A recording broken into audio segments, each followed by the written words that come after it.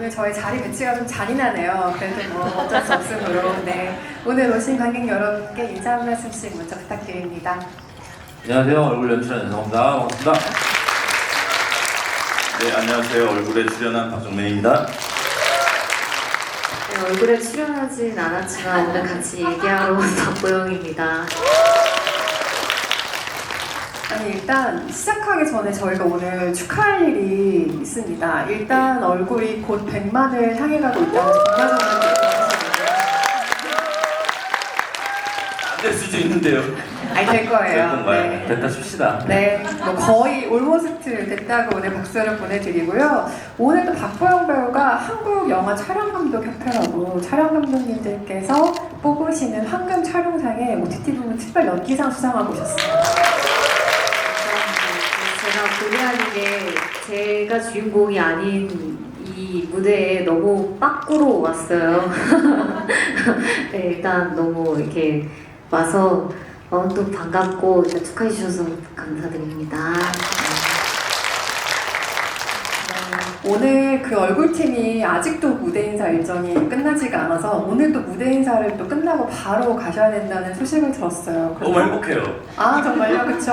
하나도 안 힘들어요. 울지 마시고요. 눈물이 보여있지만. 네. 네. 그래서 오늘 평소보다 시간이 조금 짧습니다. 그래서 조금 스피디하게 진행을 해보려고 하고요. 박보영 배우님 어떤 신분으로 지금 이 자리에 와 계신지 궁금해하시는 분들도 많으실 거예요. 네.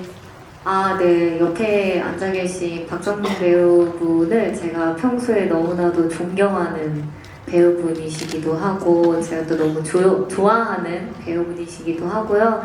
그리고 얼굴을 제작하신 제작사 대표님과의 인연도 좀 있어서 오게 됐는데 그런 거를 다 제하고서도 얼굴이라는 영화를 너무너무 잘 본 팬으로서도 오게 됐습니다. 그럼 어떻게 보셨는지 또 얘기도 처음에 들어야죠. 근데 너무 할 말이 많은 영화였다고 하시더라고요. 네, 제가 지금 이 자리에서 얘기를 했었어야 되는데 아까 대기실에서 감독님을 뵙자마자 뭐 하고 싶은 말이 너무 많은 거예요.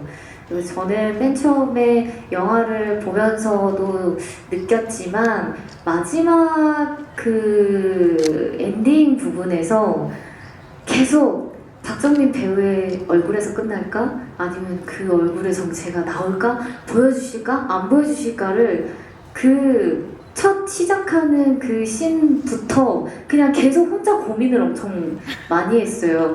이게 안 보여줘도 여운이 있을 것 같고 보여줘도 보고 싶고 약간 이런 생각을 했는데 결과적으로 나왔을 때 이건 나올 수밖에 없겠구나라는 생각이 좀 들었었고 그리고 오랜만에 엔딩 크레딧이 끝까지 올라갈 때까지 저는 앉아 있었거든요. 이 엔딩을 보면서 저는 생각보다 되게 평범한 얼굴이라고 생각했어요. 그래서 저도 모르게 자꾸 이제 영화를 보는 내내 거기 나오는 등장인물들이 되게 괴물 같다는 표현도 하고 혹시 장애가 있었냐고 또 많이 물어보잖아요. 그래서 저 혼자 되게 그 머릿속으로 상상했던 그 얼굴이라는 게 있잖아요. 근데 그 얼굴을 마주했을 때 내가 그런 생각을 어떻게 하게 됐지? 약간 이런 생각도 하게 되면서 그 얼굴을 마주했을 때 느껴지는 것들이 굉장히 많아서 쉽사리 좀 일어나지지가 않아가지고 오랜만에 그 엔딩 크레딧이 다 올라갈 때까지 앉아 있었던 것 같아요. 그리고 사실 후기를 되게 많이 찾아봤어요. 영화 보고 나서 많은 분들이 저랑 비슷한 부분에서 궁금해 하시기도 하고 그 무릎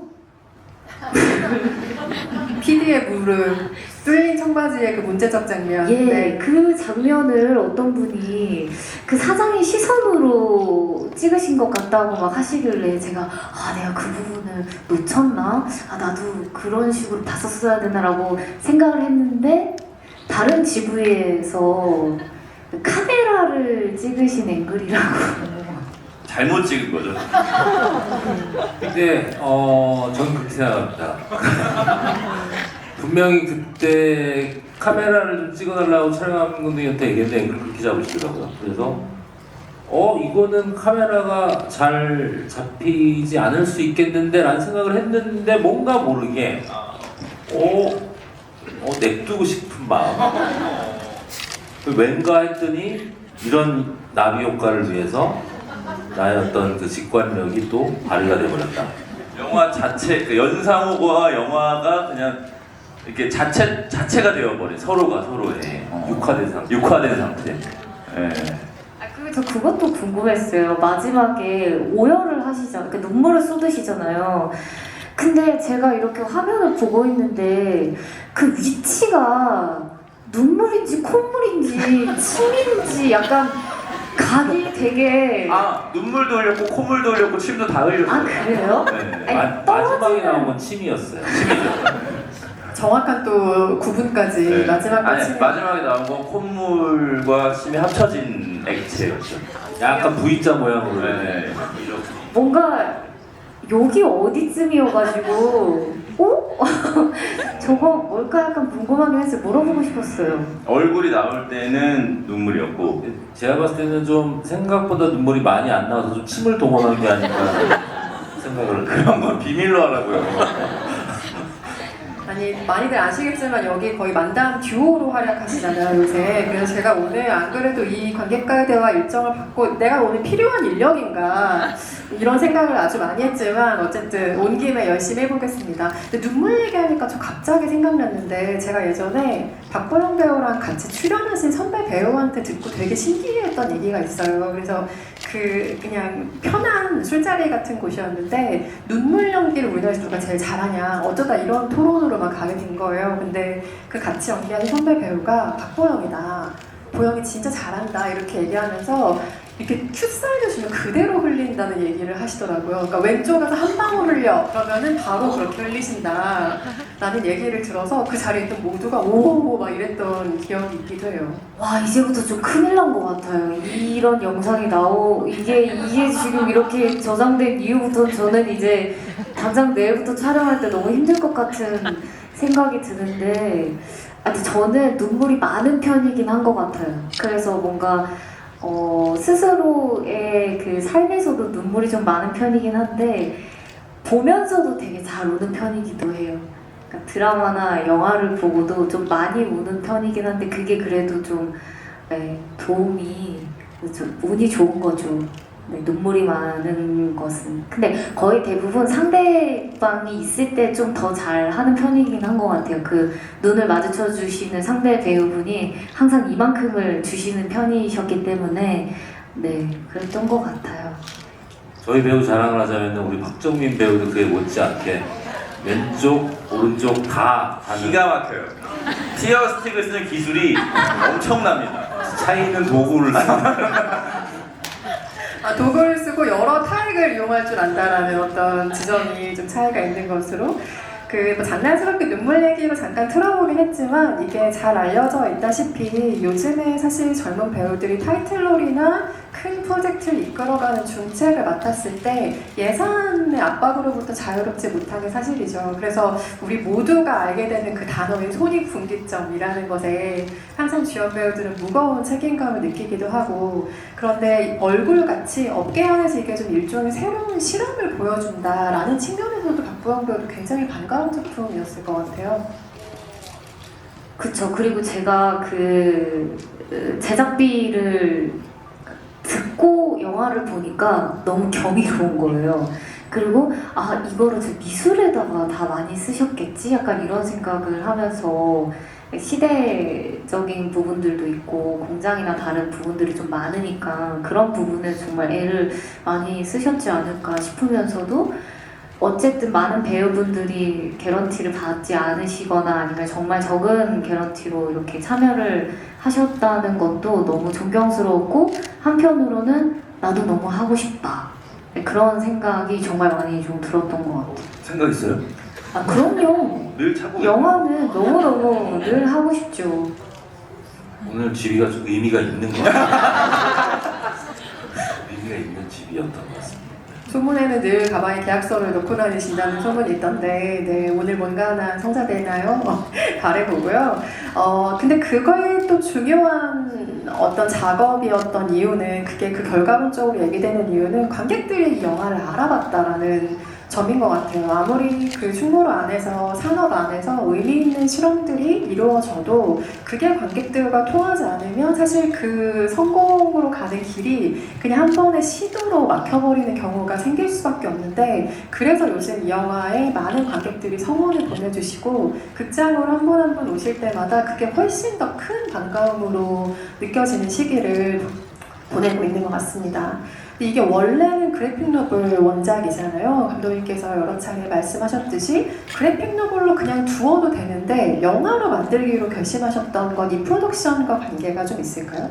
아니면 이건 좀 아깝다라는 생각이 뒤늦게 드신 걸까요? 뒤늦게 아깝다라는 생각이 들어요. 사실은 이야기를 써놓고 저는 굉장히 재밌다고 썼는데, 이게 뭐 이제 그 당시에 제가 이제 부산행 하고 나서도 부산행이 잘 됐으니까 사실은 그 다음 영화는 좀 잘 해주잖아요. 근데 여기 투자자들 반응이 뭐 하고 싶으면 하시든가요? 약간 이런 분위기여서 이거는 약간 폐를 끼치는 프로젝트인가 보다 해가지고 그냥 만화로 내고 끝내야겠다 그런 생각을 했었어요. 근데 만화를 냈는데 만화도 잘 안 팔리는 거예요.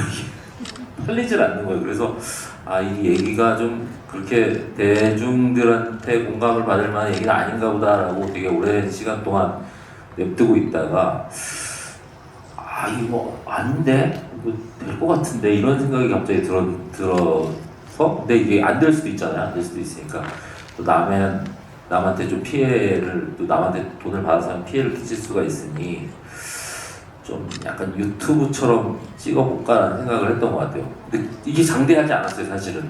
처음에는 그냥 약간 재연 드라마? 약간? 혹은 그것이 알고 싶다. 그것이 알고 두 길이 있었는데, 약간의 꼬꼬무 스타일을 가미한. 네, 꼬꼬무 스타일로 가는 거랑 약간 도그빌처럼 가는 게 있었는데, 도그빌처럼 가면 이거 너무 도그빌이 될 것 같아가지고 어떻게 할까 하다가 이제 약간 재연 드라마처럼 그냥 찍어야지 하고, 어떻게 근데 잘못 나오면 되게 이제 기괴한 프로젝트가 하나 될 수도 있잖아요. 그래서 일단 희생자를 좀 찾았죠. 이거를 같이 할 배우, 같이 희생을 해볼 배우, 나와 함께 이미 한번 실패를 해봤던 배우.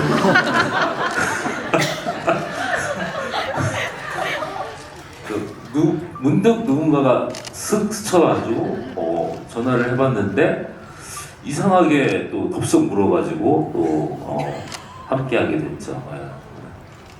말씀하신 라스폰트의 도그빌처럼 만약에 이걸 찍었으면 진짜 바닥에 선 하나 그어놓고 여기는 피복 공장 뭐 이런 식으로 가는 거잖아요. 거의 그 짭퉁이 되는 도그빌 짭퉁. 정말 실험적인 영화가 또 나왔을 것 같기도 한데, 저는 제목 때문에 그런지 이 영화에서는 배우들의 얼굴을 진짜 유독 유심히 들여다보게 되는 어떤 감상이 있었거든요. 감독님 박정민 배우의 얼굴을 카메라로 오래 들여다본 작업을 이 영화를 통해서 하신 건데 어떤 느낌을 주는 얼굴이라고 생각하시는지 좀 궁금해요. 갑자기 어려운 질문인 것 같아요. 어떤 얼굴이냐. 근데 일단은 내가 박정민 배우를 이번에 같이 작업하면서 놀란 게, 그러니까 어려운 연기 잘해요. 어려운 연기를 되게 잘해서 저는 사실은 놀란 순간들이 몇 번 있어요. 근데 제가 어려운 연기라고 생각했던 게, 그 아버지 인터뷰할 때 옆에서 지켜본다. 이런 게 진짜 어렵거든요. 이게 그냥 가만히 서서 보는 거잖아요. 근데 이제 박정민 배우가 그런 거를 그냥 서서 지켜보는 건데도 뭔가가 있어요. 뭔가 이게 그냥 서서 지켜보는 게 아닌 거를 뭐 만들어 가는 게 있더라고요. 그리고 그 마지막에 그 권혜원 선배님의 그 얘기를 들을 때 리액션 되게 힘들잖아요. 15분 동안. 저도 기억이 잘 안 나는데 권혜원 선배님 찍을 때는 우리가 진짜 열심히 찍었거든요. 너무 이제 막 압도적인 연기를 펼치니까. 근데 뒤집어서 박 배우를 찍어야 되는데 그 기억이 잘 안 나더라고요. 이게 그 앞에서 권혜원 선배님이 그걸 똑같은 텐션으로 쳐줬나? 비슷하게. 비슷하게 해주셨어요. 그래가지고 그 지금도 보면은 그 리액션들이 되게 남달라요. 되게 이게 얘기의 그 분기마다의 그 감정들이 되게 이제 막 점층적으로 막 올라가고 그래가지고 사실은 이제 뭐 막 표현하는 것보다 오히려 그 듣고 있는 거나 이런 거에서 뭔가 연기한다는 게 되게 힘들잖아요. 근데 그런 거 되게 잘 하시는 것 같아요. 말씀하신 것처럼 많은 분들이 그 촬영장의 상황을 많이들 아실 테지만 촬영장에 배우들 수많은 카메라가 있다면 얼마나 좋겠어요. 근데 그게 현실적으로 불가능하니까 두 사람이 같이 연기를 할 때 전체적으로 따는 그림이 한 번 있고 한 명 한 명을 다시 한 번씩 찍어야 되니까 배우가 계속 같은 연기를 해줘야 되는 거죠. 그래서 방금 설명하셨던 그 권혜호 배우가 다시 한번 그 연기를 해주셨다는 게 박정민 배우를 촬영하기 위한 장면을 그렇게 해주셨다는 얘기인 것 같고 보통 그런 씬 찍을 때는 두 가지 경우가 있습니다. 감정씬을 찍는 사람을 먼저 찍어주거나 연장자를 먼저 찍어줘요. 대부분 선배님들이 먼저 네, 하시죠. 그래서 두 가지 다 이제 상황 그 해당이 되시니까 신나게 이제 찍고 스태프들도 신나게 찍고 이제 저 찍을 때 약간 텐션 풀려가지고 대충 그냥 이렇게 찍는 것 같은 느낌이라 그래야 되나? 왜 이렇게 열심히 하셨어요, 근데? 나라도 열심히 해요. 잘한다, 잘한다. 윤상호 감독님이 전설의 소감을 남기시기도 했죠. 나랑 할 때 원래 다들 열심히 한다, 나를 못 믿어서 라는 또 전설의 소감을 남기시기도 했습니다.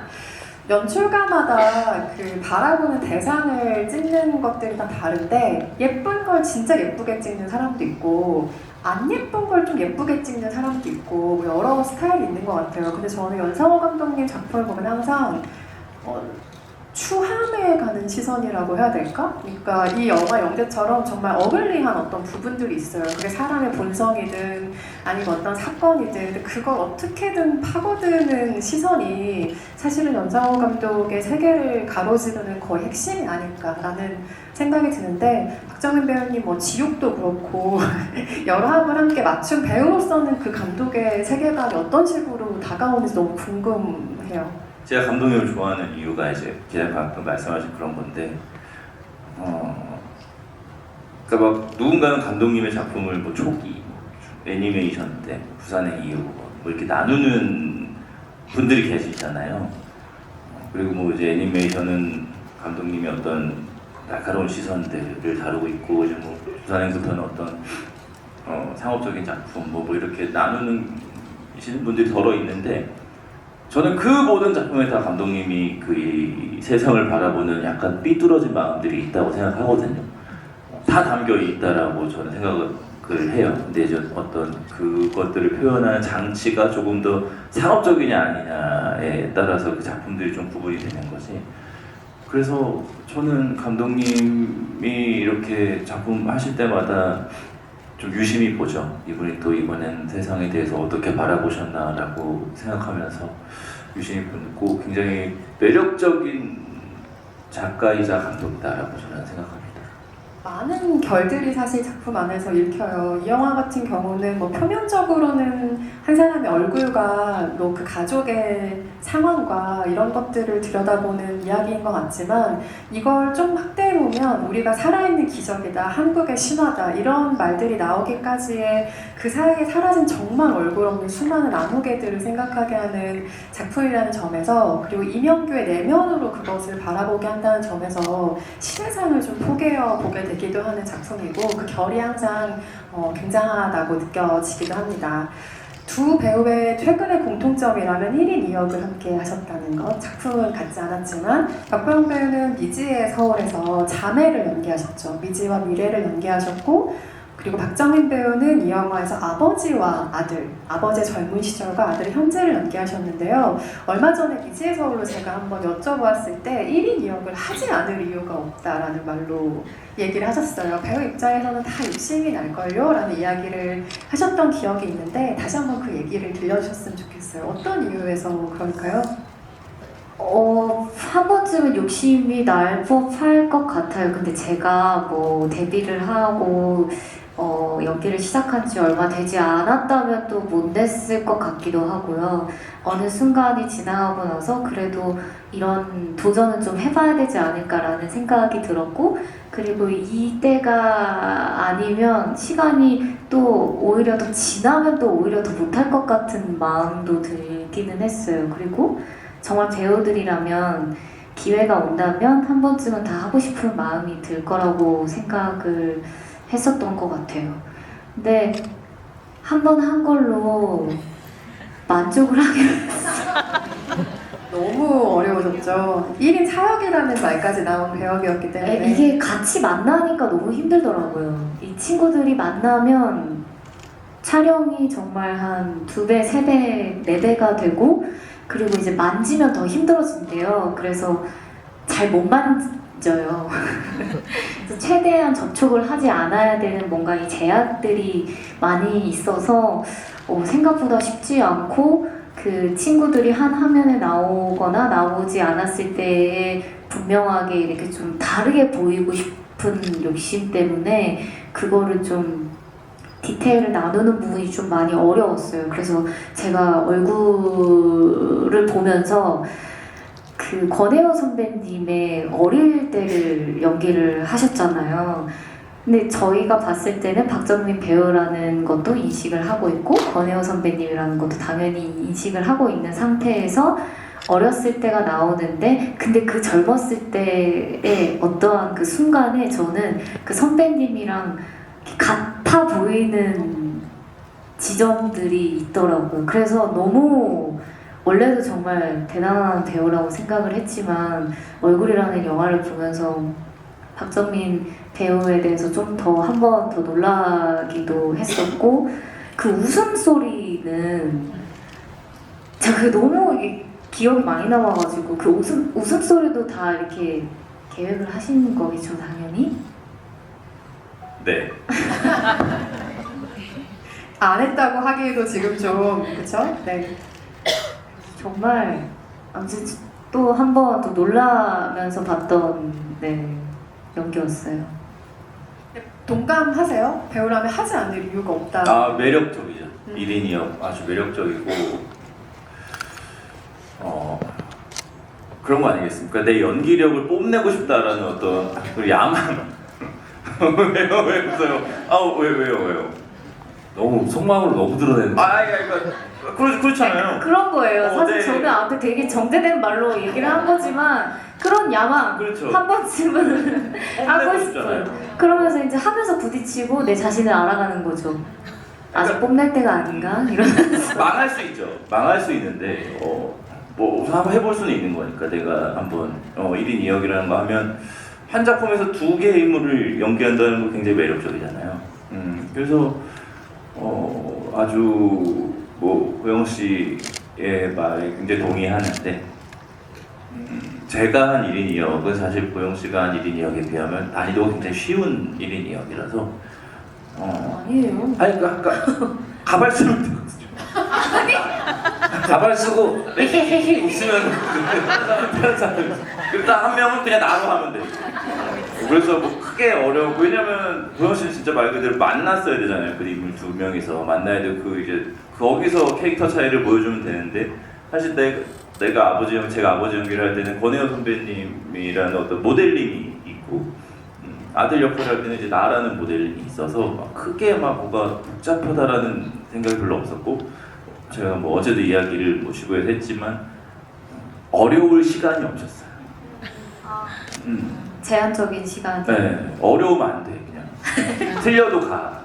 네, 너무 시간이 없으니까. 근데 그런 것도 있잖아요. 그러니까 가발을 쓰면 새로운 내가 딱 스위치 온 되는. 근데 그런 게 그런 있어요. 게 장 확실히 씨가 있는 것 같아요. 옷도 갑자기 막 그 이제 네네네. 도장 조끼 입고 맞아요. 이렇게 가방 메고 다니면 이제 사람이 조금 더 내 자신이 기구한 느낌이 들거든요. 네, 뭐 그런 느낌에 의지해서 연기를 하는 거죠. 이 1인 2역 잘해낸다면 어쩌면 나 연기상에 조금 가까워질지도 라는 야망. 그 내년 황금 촬영상 한번 노려주세요. 보영 배우한테는 그것도 여쭤보고 싶었어요. 여기서 정연이라는 캐릭터를 신현빈 배우가 연기를 하잖아요. 얼굴이 단 한 번도 보이지 않은 채 하는 연기를 여기 신현빈 배우가 하는데 그 제안은 어떻게 느끼시겠어요? 이 역시 하지 않을 이유가 없는 역할일까요? 네, 너무 매력적일 것 같아요. 그리고 이게 제가 이제 보면서 얼굴이 안 나오니까 그 분의 목소리와 그 대사에 엄청 집중하게 되더라고요. 그래서 그 톤과 말하는 그런 뉘앙스나 이런 것들을 되게 집중하게 되면서 아, 어쩌면 이 배우가 연기를 할 때는 거기에 오롯이 이제 집중을 해서 연기를 했었어야 됐겠다. 그리고 이제 몸짓과 이제 손, 약간 이런 디테일의 연기를 또 다르게 해야 되는 거잖아요. 얼굴 표정에 기대지 않고 그런 것도 한번 해보는 것도 사실 도전이라고는 할 수 있어서 네, 저는 되게 재밌을 것 같아요. 만약에 사회가 들어왔다. 합니까? 저 역할이에요? 응. 그럼 저는 너무 좋죠. 돈을 근데 별로 안 준다. 근데 괜찮을 것 같아요. 아 그래? 아니 그리고 지금 사실 뭐 저는 영화가 너무 하고 싶은데 기회도 많이 없고 이러니까 그런 기회가 생기면 저는 해볼 수 있을 것 같아요. 너무 좋을 것 같아요. 내일 대본이 하나 얼굴이 안 나오나요, 감독님? 아니 장르 영화야. 아니 두 분이 그 도장에 관한 영화를 찍으시더니 자꾸 누구를 도장 찍게 하려는 지금 일을 작당하시는 2인조 같아요. 저희는 일을 많이 하기 때문에 좀 약간 하이에나 같은 게 있어요. 네. 된다 싶으면 그냥 네. 이걸 다 뭐 저희 회사 분들도 다 듣고 계시겠죠, 옆에서. 다 고개를 지금 돌리시는 것 같은데 어쨌든 그럼 박보영 배우가 생각하는 아름다움도 뭔지 궁금해요. 그러니까 뭘 보면 평소에 아름답다고 느끼시는 편인지 이건 정말 사람마다 주관적으로 다른 거잖아요. 정말 다른 것 같기는 한데요. 저는 요즘에 제가 진짜 많이 하는 말이긴 한데 다정함과 선함이 정말 아름답다고 생각하는 편인 것 같아요. 근데 제가 이 영화를 보면서 그런 대사를 하시잖아요. 나도 아름다움과 추함을 구분할 수 있고 그게 상대방의 그런 리액션으로 다 안다. 그러면서 제 자신도 그런 생각을 되게 많이 하게 된 거예요. 그런 기준이라는 것이 저도 이제 일을 하게 되면서 대중분들에 대한 이제 반응과 약간 이런 평가를 되게 많이 받는 입장이잖아요. 근데 제가 봤을 때 되게 아름답다고 좋다고 생각하는 이 기준이 어쩔 때는 안 맞을 때도 있어서 그런 거에 대해서 내 소신을 지키고 나가는 게 옳은 것인지 아니면은 대중분들이나 이제 주위 사람들이 맞다고 하는 옳다고 하는 혹은 아름답다고 하는 그런 기준을 쫓아가는 게 맞는 건지 막 그런 고민들도 굉장히 많이 하게 됐고 그리고 좀 다른 이야기지만 진짜 다른 얘기인데 죄송해요. 아니 감독님 그 영화를 제가 보면서 되게 불편하고 되게 그런 것들을 엄청 많이 느꼈는데 그거를 되게 저한테 자꾸 보라고 하시는 것 같은 거예요. 이 영화를 보면서 제가 어쩌면 되게 외면하고 있던 것들 그리고 이제 권혜원 선배님이 막 그런 그 뒷부분에서 그렇게 막 얘기를 하실 때 연기적으로 압도도 되면서 너무 뒤틀린 사람 같은 거예요. 마음도 뭐도 다 너무 뒤틀린 사람 같은데 저 사람이 뒤틀린 마음과 저런 사람 뒤틀린다고 생각하는 내가 괜찮은 사람인가? 약간 이런 생각도 들더라고요. 나도 어쩌면 되게 그런 사람이지 않을까 막 이런 여러 가지 생각이 들어서 그 아름다운 게 뭔가에 대해서 고민도 되게 많이 하게 됐고 많은 생각을 하게 됐는데 지금은 그래도 되게 약간 선함과 다정함이 제일 제 기준에서는 아름다운 쪽에 좀 있는 것 같아요. 네. 아름다운 답변이었어요, 진짜로. 너무 딴 데 갔다 온 것 같지? 아니에요. 근데 저는 그 방금 되게 핵심을 짚어주셨다고 생각하는 게 저는 연상호 감독님 영화에서 제일 중요한 감정이 모멸감인 것 같아요. 그러니까 항상 그러고 항상 동시에 사람이 역시 꼬이면 안 돼. 꼬인 구석이 있으면 저렇게 돼. 이런 생각을 늘 하곤 하는데 인간이 느끼는 모멸감의 포인트가 항상 있고 그래서 그 모멸감 때문에 무슨 짓까지 할 수 있는가에 대한 포인트가 늘 작품마다 있다는 생각이 들거든요. 그래서 연상훈 감독이 물론 모든 사람에게 그게 좋은 느낌을 주지 않는 굉장히 예민한 감정이긴 하지만 연상훈 감독에게 그 모멸감이라는 게 뭘까? 평소에 자주 떠올리시는 감정일까? 이런 생각들도 아니 그게 느끼신다는 게 아니라 그 감정 죄송합니다. 말에 오해가 있었어요. 그게 아니라 그 감정을 궁금해 하시는 건가? 뭐 이런 생각들도 많이 들기도 했고요. 좀 흥미가 있는 거죠. 이제 그런 거에 대해서 흥미가 있는 거고 모르겠어요. 그 모멸감을 내가 많이 느끼나? 그런 질문은 아니었어요. 네. 그러니까 이게 저도 진지하게 요즘에 생각을 좀 해보는데 어떤 거 같습니까? 감독님이 그 이명규의 그 뒤에 대사, 이명규의 대사들 있잖아요. 쓰실 때 술술 쓰셨다고 했거든요. 막힘없이 술술 쓰셨다고. 아니 근데 좀 관심이 좀 있는 것 같아요. 그거에 관심이 있고 예전에도 근데 예전에 제가 그래도 제가 가졌던 좋은 능력 중에 어렸을 때 좋은 능력 중에 하나가 좀 공감을 잘하는 편이었어요. 그러니까 이게 뭐 예를 들면은 아주 어렸을 때 봤던 책 같은 경우도 정확히 기억이 나는 게 뭐 나의 라임 오렌지 나무 같은 책 보면은 제재의 상황과 내 상황이 굉장히 다름에도 불구하고 제재의 그 감정이나 이런 거에 되게 몰입을 많이 했거든요. 근데 약간 몰입을 좀 잘하는 편인 것 같아요. 영화를 볼 때나 이럴 때. 근데 저도 이제 영화를 통해 가지고 어떤 감정에 몰입을 하는데 사실은 약간 비겁한 얘기를 하자면은 영화라고 하는 거의 엔터테인먼트의 좋은 점이 또 그런 것 같아요. 어떻게 보면은 내가 경험하거나 직접 겪고 싶지 않은 어떤 감정에 롤러코스터를 타듯이 영화라는 걸 통해서 깊숙하게 경험을 하고 빠져나오는 안전장치로서의 영화가 사실은 되게 큰 엔터테인먼트라고 생각하거든요. 롤러코스터 같은 경우도 사실은 어떤 공포를 사실은 안전한 상태지만 즐기게 하는 거잖아요. 실제로 겪고 싶지 않은. 근데 영화도 그런 면에서 되게 좋은 롤러코스터라고 생각을 하는 거죠. 자기가 직접 경험하고 싶지 않은 그런 상황 속에 푹 들어갔다가 안전하게 빠져나오는 뭐 그런 거에 좀 관심이 있나? 뭐 그런 생각이 있어요.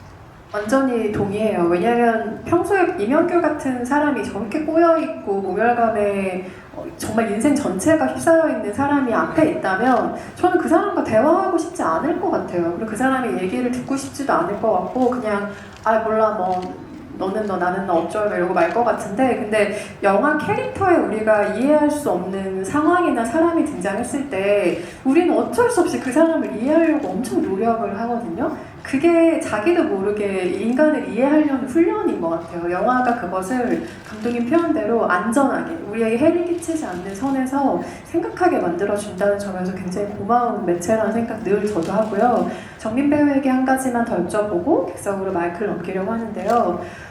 영화에서 제가 진짜 강렬하게 생각하는 씬이 많았지만 영희를 던지기 직전에 그 얼굴이 너무 강렬했어요. 그러니까 사람들에게 이렇게 둘러싸여 있는 씬이 있잖아요. 저는 만화 원작에서도 그게 진짜 강렬하고 많은 걸 함축하고 있는 한 장면이라고 생각을 했거든요.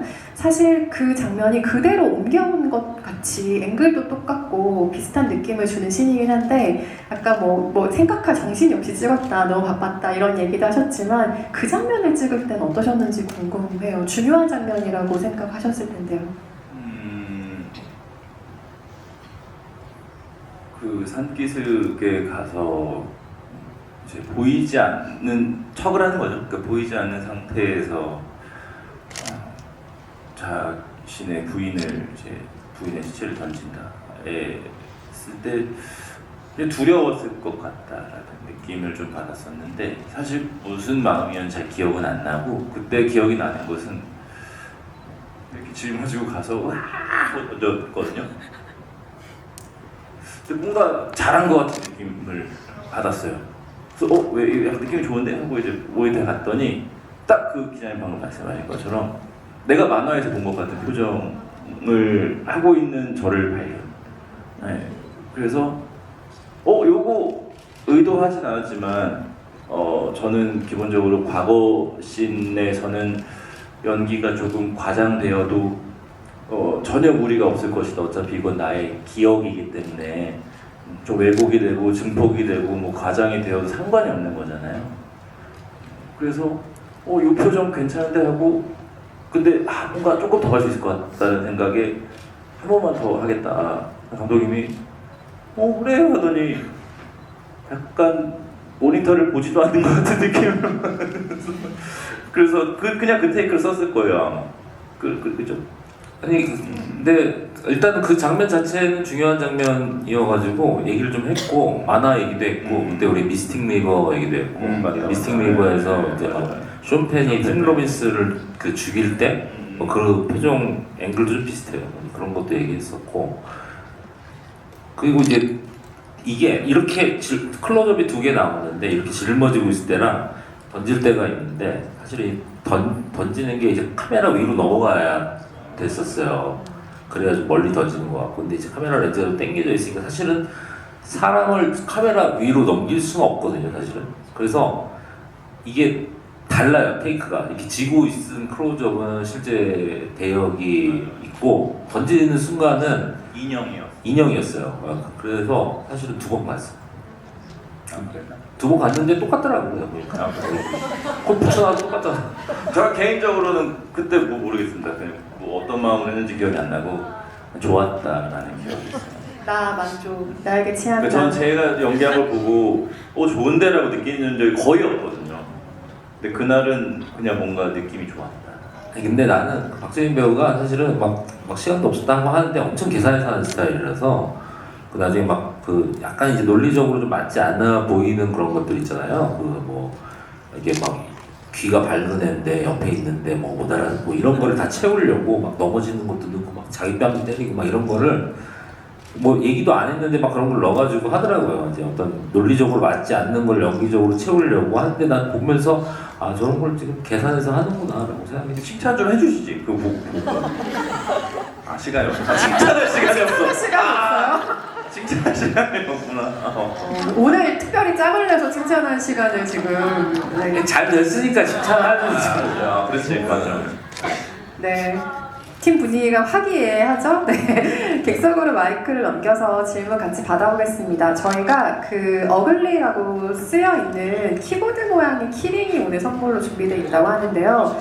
진짜 이뻐요. 네, 선착순이기 때문에 네, 빨리 손을 들어주시면 좋을 것 같아요. 일단 맨 앞줄에 계신 분께 마이크 드리겠습니다. GB를 또 보러 오셨군요. 여러 번 보신 관객분인 것 같네요.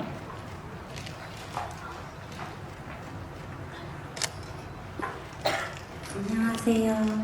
저 다름이 아니라 궁금한 게 감독님께 여쭤보고 싶어서 그 2가지가 있는데 그 만화책에서는 왜 연규 직업이 왜 정각도 있는데 왜 켈리도 있잖아요. 근데 영화에서는 그게 왜 빠졌는지 어차피 동환이가 있어서 켈리 같이 해도 됐을 텐데 그게 왜 빠진 건지도 좀 궁금하고 이거는 그리고 그냥 좀 궁금했던 건데 이게 왜 클로징 멘트 때 왜 뒤에 카페 배경에 액자로 고교환 배우님이 그 프로필 사진이 있잖아요. 근데 고교환 배우님 프로필 사진이 왜 그 카페 액자에 있는지 그게 너무 궁금해서 질문드리게 되었습니다. 그러니까 그 저희가 그 카페에 갔는데 구교환 사진이 있는 거예요. 우연으로 있는 거예요. 저희가 그러니까 그걸 모르고 저번에 구교환 배우랑 전소희 배우랑 GB를 하는데 그걸 일부러 한 줄 알고 전소희 배우가 마음이 다쳤어. 왜 자기 사진? 자기 사진 없고 구교환 마음이 상했다고. 그러니까 아니 교환 선배 건 해주면서 자기는 근데 그게 아니라 카페에 갔더니 거기 있어가지고 내가 사진 찍어서 교환이한테 보냈고 야네 사진 있다 여기. 그래가지고 여러 연예인들이 있어요. 뭐 거기 뭐가 많았는데 마침 그게 있어서 이게 왜 있지? 뭐 그랬던 거였고요. 그리고 켈리 그거는 처음에 만화 할 때는 그러니까 시각 장애인이면서 시각 디자인에 관련된 일을 한다라는 게 좀 제 생각에 되게 중요해 보여가지고 이제 그 켈리라고 하는 캘리그래픽 뭐 이런 걸 좀 넣었던 건데 결과적으로는 사실은 이 록이나 이런 게 되게 도장에 되게 집중이 되다 보니까 이 로케이션도 그렇고 근데 그거는 굳이 필요 없겠다. 그리고 뭐 완화에서는 이 사람이 뭐 되게 드라마 무슨 유명한 사극 드라마 뭐 오프닝을 디자인해가지고 했다 뭐 이런 설정도 있었는데 사실 다 필요 없는 것 같아가지고 사실 다 뺐어요. 빼고 좀 전체적으로 그냥 여기서 만화에서도 필요 없는 거 다 빼고 좀 뾰족하게 만들려고 좀 했던 결과고요. 질문하시니까 내가 생각나는데 어제 사실은 GB할 때 내가 질문 하나를 다음 GB로 넘겼는데 뭐였더라?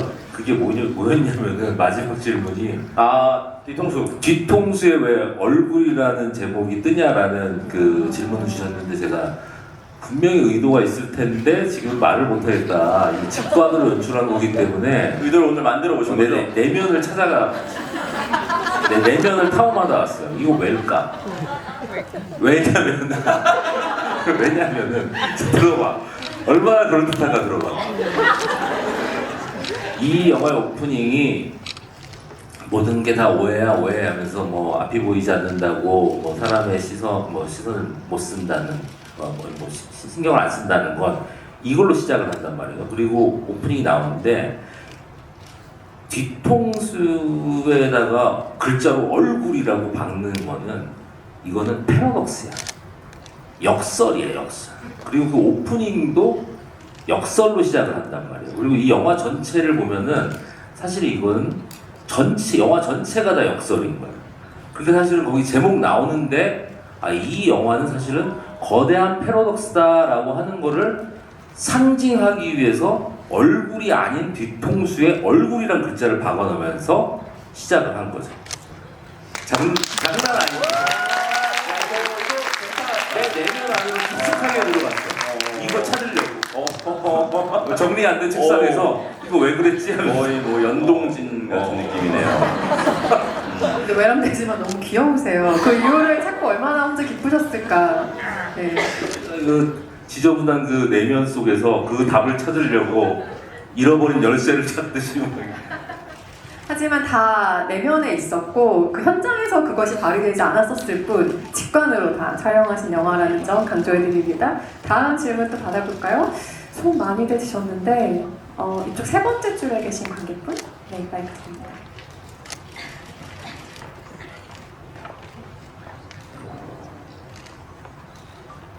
앞쪽이요. 네. 네, 안녕하세요. 우선은 영화 정말 재밌게 봤고 질문 드리고 싶은 게 있는데 만약에 이제 아버지가 나중에 이제 시간이 지나고 기술이 좀 발달이 돼가지고 눈이 다시 보이게 되었을 때 이제 그때 이제 어머니의 사진이 남아있잖아요. 그 사진을 이제 다시 봤을 때 그 죽인 거를 후회를 했을까 아니면은 죽이지 말 걸 그랬나 그런 걸 여쭤보고 싶어요. 뭔가 본인이 봤을 때는 마음에 들었을 수도 있잖아요. 그게 좀 궁금했었습니다. 생각지도 못한 질문이에요.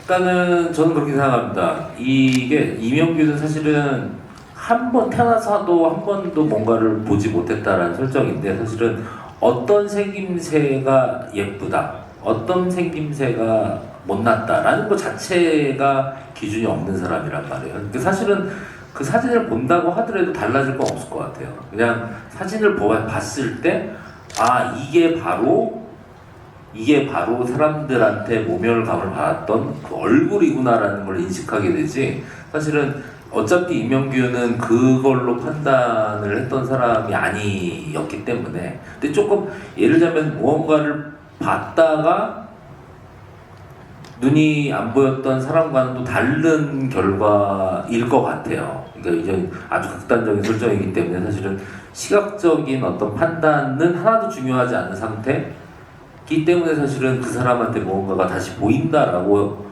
하는 게 사실은 큰 의미는 없는 것 같아요. 오늘 감독님 답변이 훌륭한 마지막이잖아. 언제까지 장난칠래? 마지막 영화 한번 다시 보고 오셨어요? 아니에요? 네. 이러다가 이제 삐끗하면 질문 어려운 거 나와서 어버버 하면은 집이 한 번 더 하면 안 돼. 끝까지 긴장 늦추지 마시고요. 다음 질문 또 받아보겠습니다. 이쪽 중앙열로 가볼게요. 저기 그 불빛 켜신 분한테 마이크 드릴까요? 뒤쪽이에요. 조금 더 뒤쪽이고요. 네. 네.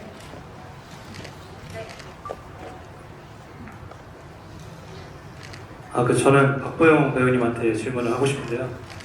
그 1인 2역을 먼저 해보신 선배님이시잖아요. 근데 이번에 두 캐릭터를 이끌어가시는 박정민 배우님을 보시면서 그 박정민 배우님만이 이건 박정민 배우님만이 할 수 있다라고 생각하게 되신 순간이나 장면이 좀 있으실까요? 촬영은 저희가 더 빨랐을걸요? 아니 뭐 아무튼 이상한 경쟁심이 있네. 그럼요. 네, 제가 1인 2역 후배로서 감히 말씀을 드리자면 저는 근데 그 정말 그 웃음소리가 조금 약간 겹쳐 보이는 부분 중에 하나였기도 하고 그 사장한테 무릎 꿇는 씬도 저는 굉장히 좀 깊게 좀 와닿았던 부분이기도 하고 그 아내를 죽일 때와 이제 던졌을 때 너무 근데 많은 부분이 있었고 거의 대부분 뭐 겹쳐 보였던 순간들이 많아서 뭐 하나도 그렇게 말하는 건 아니고 거의 대부분 다 그랬던 것 같아요. 지금 생각나는 정도는 그런 정도였던 것 같아요. 여기서 조금 저도 개인적으로 궁금한 게 저 어제 GB하다 처음 알았는데 박정민 배우가 그 처음 젊은 연규를 할 때 임성재 배우랑 처음에 이제 한두 합을 맞췄는데 한번 낄낄대고 웃어봤는데 이게 괜찮은 것 같아서 그걸로 밀고 갔다라는 식으로 지금 얘기를 했는데 그럼 그전에는 그 설계가 안 돼 있었던 거예요? 그러니까 웃어볼까, 그러니까 웃어봐도 좋겠다라는 생각은 있었는데 어떻게 웃을지에 대해서는 설계가 안 돼 있었던 거죠. 저도 살짝 놀랬거든요. 왜냐면은 박 배우랑 저도 몇 번 해봤지만은 약간 그렇게 약간 어떻게 보면은 뭐라고 해야 되나 약간 과장된 연기? 그러니까 그런 거를 사실 하는 거를 처음 봤거든요. 근데 생각보다 되게 느낌이 좋더라고요. 아니 근데 너무 그 사람 같았어요. 되게 어떻게 보면 조금 좀 야비하고 약간 그런 느낌이 좀 많이 어떻게 들어가지고 나 이 웃음소리, 맞아, 이 웃음소리가 우리 아버지 웃음소리예요. 네, 우리 아버지 어떻게 웃지 생각하다가 이렇게 웃었어. 맞아. 그랬네. 이거 기억났어. 아니. 맞다. 모든 기억이 맞춰졌다. 나 그게 되게 이상했거든. 그래서 이런 제가 아까 말한 그 부분 동영상 좀 삭제해주세요. 아니, 그거는 내가 그렇게 웃었기 때문에. 그러니까 좀 우리 아버지 웃음소리 좀 과장한 거죠. 맞아요. 우리 아버지가 약간 웃거든요. 보영 씨 절대 지켜. 탈룰라 지금 하셨어요, 그죠? 아니 제가 2번 정도 질문을 더 받을 수 있을 줄 알았는데 지금 종료해야 된다는 연락을 받아서 너무 죄송합니다. 무대 인사를 또 바로 가셔야 돼서 그런 것 같아요. 오늘 그래도 함께 해주신 관객 여러분께 끝인사 한 말씀씩은 해주시고 자리를 마무리해야겠죠? 하여튼 저희 영화 관객 여러분 덕분인 것 같아요. 덕분에 이렇게 GB도 재밌게 하고 저는 이렇게 GB 하는 게 이렇게 재밌는지 몰랐어요. 그런데 아니 나도 생각을 하게 되고 이게 또 나 아무 생각 없이 만든 줄 알았는데 막 이거 찾아보다 보니 찾는 재미가 있고 그 낄낄대는 거 그냥 낄낄대는 줄 알았는데 또 다 찾게 되잖아요. 이런 게 다 관객 여러분의 힘이다. 정말 저희가 무의식 속에서 의식을 찾아가는 이런 시간을 좀 만들어줘서 너무 감사하고요. 앞으로도 잘 부탁드립니다. 감독님 말씀처럼 관객분들 질문 받으면서 이렇게 영화에 대해서 한 번씩 더 곱씹어보는 순간들이 있는데 그 순간들이 되게 재밌었던 것 같아요. 그러면서 영화가 더 완성되어가는 느낌도 받고 함께 만들어가는 영화 같다는 느낌도 받아서 내 인생에 또 이런 영화가 있을까는 또 뭐 한 가지 없으면 큰일 나는 거 아니에요? 한 번만 더 있었으면 좋겠다. 5번 더 5번. 아무튼 이런 게 왜냐면 GV 할 때 이렇게 너무 많이 손 들어주잖아요. 그러니까 이런 경우 거의 없거든요. 근데 결국 영화에 대한 궁금증을 이렇게 말씀해 주시는 거에 대해서 너무 감사하고 이렇게 또 자리 채워주셔서 너무 감사드립니다. 그리고 오늘 또 이은성 기자님의 그 출중한 진행 능력을 한 번 더 확인할 수 있었고 또 보영심을 시상식도 갔다 오셨는데 이렇게 또 이 영화 도와주겠다고 이렇게 한 걸음에 달려와 주셔서 너무너무 감사드립니다. 오늘 여기 계신 모든 분들께 정말 진심으로 감사드립니다. 저는 오늘 너무 즐거운 GV 함께해서 너무 영광이었고요. 제가 너무 재밌게 본 영화를 이렇게 GV에 올 수 있는 게 영광과 기회를 주셔서 너무 감사하다는 인사 드리고 싶고요. 이제 여기 계신 많은 분들이 또 열심히 또 노력해 주셔서 100만을 하는 그날까지 계속 좀 사랑을 잘 보내주셨으면 좋겠고, 그리고 잠깐 다른 이야기지만 제가 올해에 제 영화가 개봉하지 않았음에도 GV가 벌써 3번째예요. 그래서 여기 계시는 저희 팬분들한테 심심한 사과의 말씀을 좀 드리고 싶으면서 내년이나 내후년에는 그래도 저희 GV를 꼭 할 수 있게 열심히 노력하겠다는 인사도 더 드리고 싶고, 그때 또 한 번 도와주실 거죠? 2번. 오케이. 네, 오늘 즐거운 시간이 되셨기를 바라고, 오늘 되게 걱정했는데 너무 또 저번에도 만나 뵀었던 기자님이셔서 너무 잘 해주셔서 너무 감사드리고요. 오늘 아무튼 함께해서 너무 즐거웠습니다. 감사합니다. 또 다른 말 하나만 해도 됩니까? 출판사 부재에서 내 모든 것이란 신간이 나왔습니다. 서점에서 팔고 있으니까 많은 관심 부탁드립니다. 오늘 이 자리에도 1인 2역으로 와 계시죠. 지금 배우이자 출판사 대표로서 또 한번 넣어주십시오. 1인 2역의 역할을 충실히. 영화 제목 때문인지는 잘 모르겠는데 이 영화는 유독 관객 여러분들의 얼굴을 좀 자세히 보게 되는 것 같아요. 각자 어떤 시간들을 인생에서 보내셨을까, 각자만의 어려움과 행복이 또 있으실 것 같다, 이런 생각들을 하면서 좀 유심히 보게 되는 면이 있네요. 영화가 9월 11일에 개봉을 했지만 아직 많이 사랑을 받고 있습니다. 주변에 또 좋은 입소문으로 더 많은 분들이 영화와 함께 하실 수 있도록 도와주시면 좋겠고요. 연휴가 곧 다가오는데 즐거운 연휴를 얼굴과 함께 보내시기 바랍니다. 감사합니다.